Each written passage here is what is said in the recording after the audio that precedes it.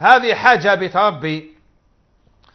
أي تقول ولا يجوز لي نروح نحضر العرس في لاصال بصح بلا ما نشطح ونغني، تقعد برك هاي قاعدة وتشوف المسألة. يا أمي يا الحاجة يا خالتي الحاجة، المسألة ماشي كي تروحي تقعدي واش راهو صاير في هذيك القاعة.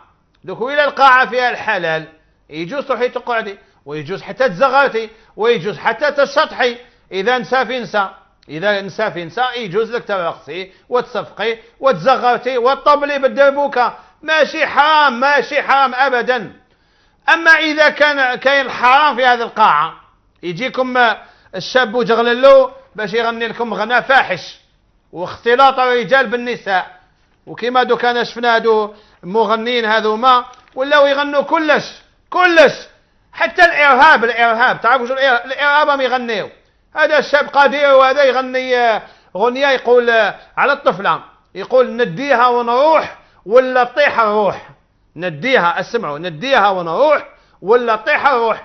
ولذلك ديكنا انسان كان خابط سكر، راح تخلي واحد الدار صار طفله راقده، رفدها وخارج ويعيط نديها ونروح ولا تطيح الروح. جات يماها تجري جبدتها نحاها لها ولاو يتضاربوا بيناتهم، جبد لها الموس.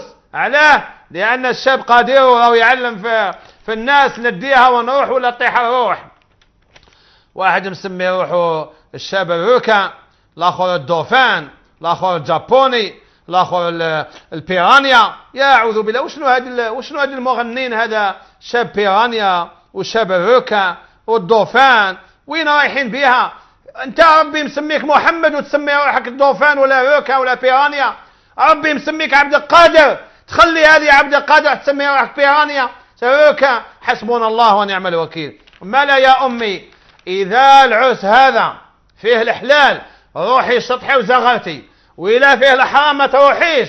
ما كاش منها نروح نقعد، هي القاعة في معصية الله، والسخط عربي ونازل، واللعنة راهي نازلة، والحاجة راهي قاعدة زعما ما تسطح ما تزغر، ما يجوز لكش، ما تروحيش كاع، خليهم وحدهم، بعدي عليهم وهربي. ما هو الحكم؟ سؤال آخر يقول: ما هو الحكم الشرعي لتأخير الشفع والوتر إلى ما بعد صلاة التراويح؟ هذا سؤال مهم لأن بزاف هم يسقسيو عليه. إذا راك ناوي دير تهجد